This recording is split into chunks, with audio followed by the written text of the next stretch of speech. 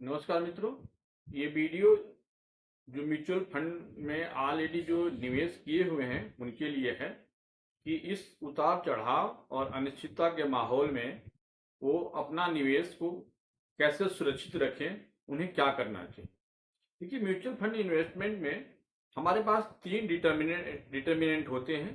पहला, जिसको हम बोलते हैं एज, कि जो निवेशक है उसकी उम्र कितनी है, उसके पास टाइम होराइजन कितना है, यानी कि कितने लंबे समय के लिए वो निवेश कर रहा है। और तीसरा, कि उसका एक गोल क्या है, वो जो पर्पज उसका है पैसा इन्वेस्ट करने का। तो ये तीन मोटे तौर पे ये डिटरमिनेंट होते हैं। और इन्वेस्टमेंट करने करने के दो तरीके होते हैं कि वो पैसा लमसम मैंने एक मुश्त पैसा लगा रहा है, या एसआईपी के माध्यम से एक पीरियडिकल टाइम पे, हो सकता है कि मंथली हो, और ईयरली ईयरली तो नहीं कह सकते हैं, मंथली कह सकते हैं, क्वार्टरली कह सकते हैं, और इवन की वीकली भी लोग, कुछ लोग तो डेली में भी कर सकते हैं। तो ये जो है, ये दो इन्वेस्टमेंट के तरीके हैं इसमें करता है।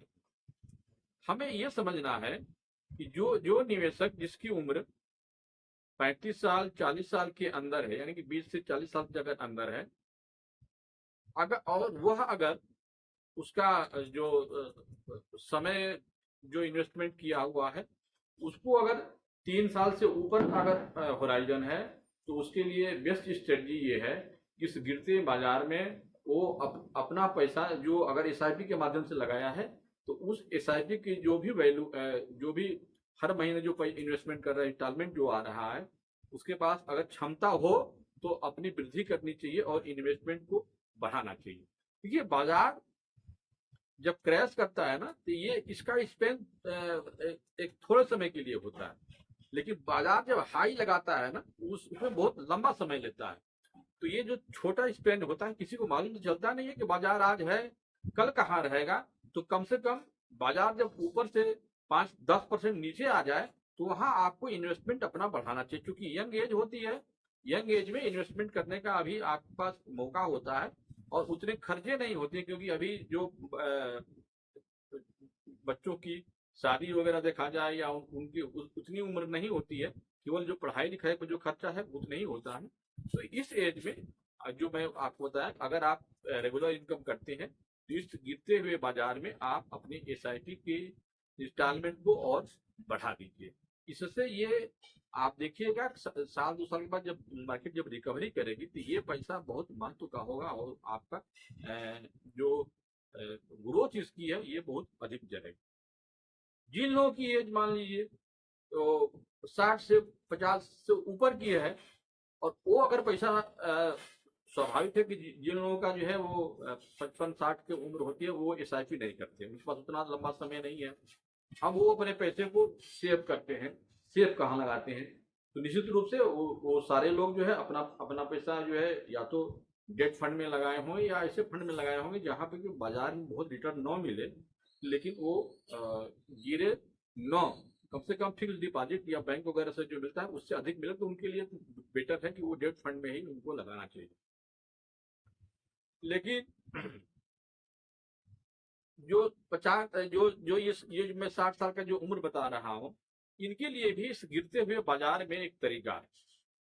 देखिए, अगर आप स्कीमों को देखें, तो जैसे कि हम जो इन्वेस्टमेंट करते हैं ना, इसमें भी small cap, large cap, mid cap, ये सब तमाम चीजें होती है।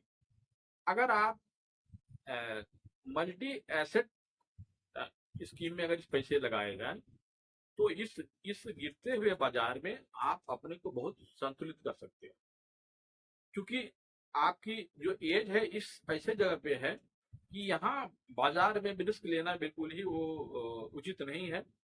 और अगर आप मल्टी एसेट फंड में अगर जाते हैं, तो उसमें क्या होता है कि एक इक्विटी भी होती है, डेब्ट भी होती है, और गोल्ड, रियल एस्टेट, ये सब का होता है। जैसे मान लीजिए कि अगर मान लीजिए मार्केट अगर सपोज कर लीजिए कि गिरने लगा, तो गोल्ड आपको संभाल देगा, या मार्केट बढ़ने लगा तो आपका जो इक्विटी है वो बढ़ जाएगा। तो एक तरह से देखा जाए तो ये बैलेंस फंड से भी बेहतर है, क्योंकि इसमें गोल्ड का भी निवेश होता है, आपका इक्विटी का भी और डेब्ट का भी होता है। तो आप चाहें तो अगर कोई स्कीम आप अभी भी लिए हुए हैं तो उसको खींच करके आप इस स्कीम में आ सकते हैं। एक एक अच्छा तरीका है।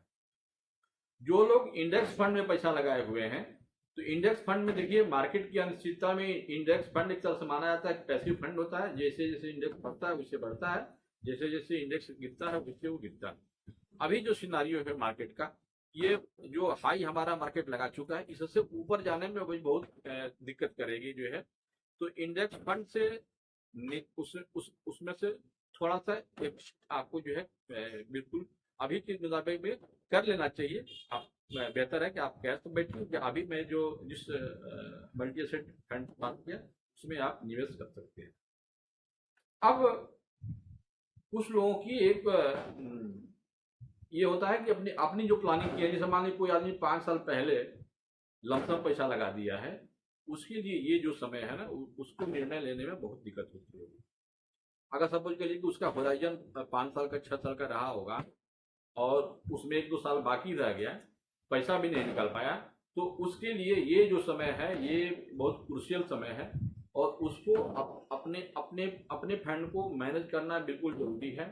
और उस फंड से अभी आप फिलहाल निश्चित रूप से अगर होराइजन 3 ही 5 साल का अगर था और एक ही 2 साल बच गए हैं, तो आप अपने पैसे को निकाल करके और आप डेट फंड में डालिए जो है। क्योंकि बाजार को फिर हाई लगाने में और फिर आपके पैसे तक जाने में एक समय लग सकता है। और चूंकि होराइजन आपका कम कम कम का है, तो इसलिए आप अपने अपने जो जो मनी है उसको आपको सेव करना चाहिए। एज जो है वो बहुत बड़ा फैक्टर है। जिनकी एज कम है उसको बिल्कुल ही इस मार्केट से नहीं घबराना है और हर गिरावट पर इसमें पैसा जो है पोर करना है, यानी पैसा आपको डालते जाना है। तो ये तो हो गया कि एज वाइज आपका इन्वेस्टमेंट और आपने जो गोल सोचा था उसका क्या है, उसके अनुरूप आप अपने फंड को जो है आप मैनेज कर सकते हैं। अब इसमें ये डिपेंड करता है कि जो हम पैसा लगा रहे हैं वो जो पैसा निवेश हो रहा है कहाँ हो रहा है। क्या हमारा बाजार प्योर इक्विटी लायक है, तो फिर वही बात आ जाती है कि अगर आपकी उम्र कम है और रेगुलर इनकम आपके पास है, होराइजन आपका 5 साल 10 साल का आता है, तो आंख मूंद करके इस मार्केट से आपको बिल्कुल घबराना नहीं है।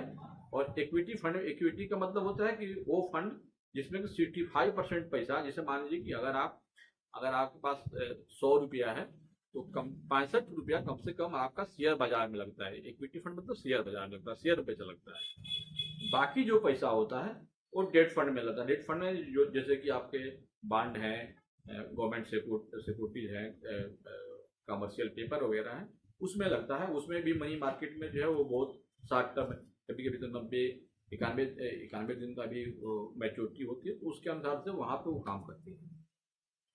इस बाजार में कभी भी दो चीज से हमेशा अवॉइड कीजिए। क्लोज इन फंड जो है वो बिल्कुल ही नहीं लेना है। क्लोज इन फंड लेने में एक दिक्कत ये है कि एक टाइम स्प्लिटेड पीरियड होता है, उसमें अगर आप पैसा लगा दिए हैं और अगर पैसा आप मार्केट निकालना चाहें तो भी आपको नहीं निकल पाएगा। और कोई मान लीजिए कि ऐसी आपकी आवश्यकता पड़ जाए, आपको हो सकता है कोई हेल्थ इशू आ गया, घर परिवार में आपको पैसे की जरूरत पड़ती है, तो ऐसे में क्लोज इंडेड फंड से हमेशा आपको अवॉइड करना चाहिए। बहुत लोग ऐसे भी हैं जो टैक्स सेविंग करने के लिए ईएलएसएस में लगाते हैं। हालांकि ईएलएसएस का पैसा लंबे टर्म में अगर देखिए तो ग्रो बहुत ज्यादा होता है। ज्यादा इसलिए होता है क्योंकि आपका जो फंड है वो लाख होता है, 3 साल के लाख होता है।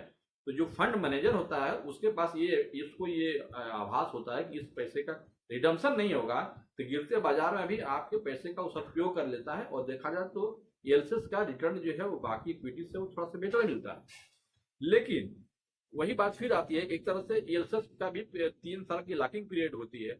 और 3 साल में अभी पिछले अभी एक बहुत कई एग्जाम्पल देखने को मिले। तो कोरोना का समय आया था, उसमें कुछ लोग म्यूचुअल फंड में पैसा लगाए थे और इसी तरह के पैसे उनके लाख थे जो निकाल नहीं सकते थे। और अपना पैसा रहते हुए भी अपना इलाज ढंग से नहीं करा पाए लोग और इसका खामियाजा उनको भुगतना पड़ा। तो इसलिए हमारी भी ये एक तरह से मेरा अपना विचार है कि क्लोज इंडेड फंड में और ईएलएसएस में पैसा आपको बहुत जरूरी हो, अगर टैक्स की बहुत सेविंग करनी ही जरूरी है तो निश्चित रूप से कीजिए, लेकिन इसको अवॉइड कीजिए जो है इस पैसे, क्योंकि आपको जरूरत पड़ने पर ये पैसा आपको मिलेगा नहीं, तो फिर आपका ही पैसा आपको ना मिले तो फिर उस पैसे का फायदा क्या है। तो इस मार्केट में गिरावट में मैंने आपको बताया कि अगर आप कम उम्र के हैं, आपका अभी भी होराइजन 5 साल से ऊपर का है, तो बिल्कुल ही आपकी जो इंस्टॉलमेंट है, अगर एसआईपी किए हुए हैं तो उस एसआईपी को क्षमता अगर है तो बढ़ा दीजिए। अगर आप 5,000 महीना कर रहे हैं तो उसको 6,000 कर दीजिए, 7,000 कर दीजिए, क्योंकि गिरावट में क्या होगा, उतने ही पैसे में आपको जो है कम एनबी में आपकी यूनिट की संख्या ज्यादा हो जाएगी। अब दोबारा जब मार्केट जब रिकवर करके जब ऊपर जाएगा तो यही पैसा आपको कई गुना आपको देखने को मिलेगा। तो अगर आपकी एज कम है तो निश्चित रूप से अगर आप एसआईपी चला रहे हैं तो इस काम को आप जरूर कीजिए। अपनी एसआईपी की जो इंस्टॉलमेंट है, जो आपकी रकम देती है, हर महीने देते हैं जो, उसको आप निश्चित रूप से आप बढ़ा दीजिए।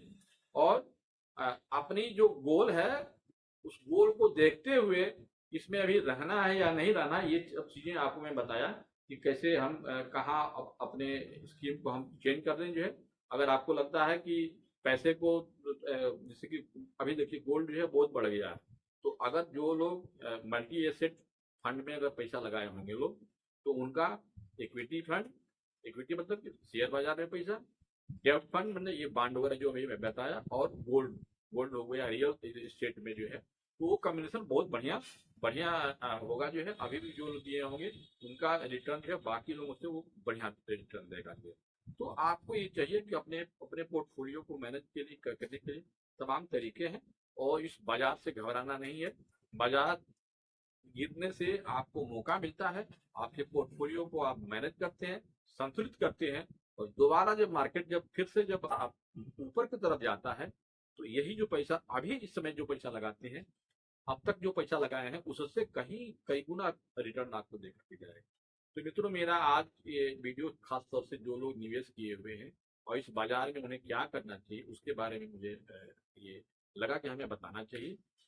और आप कोशिश कीजिए कि हमारे वीडियो अगर आप पसंद आती है तो अपने मित्रों में भी, अपने परिवार में भी इसको शेयर कीजिए, बेल आइकन दबाइए, ताकि अगली वीडियो आने के पहले आपको नोटिफिकेशन इसकी हो जाए। तो हमें अगले वीडियो तक के लिए इजाजत दीजिए। नमस्कार।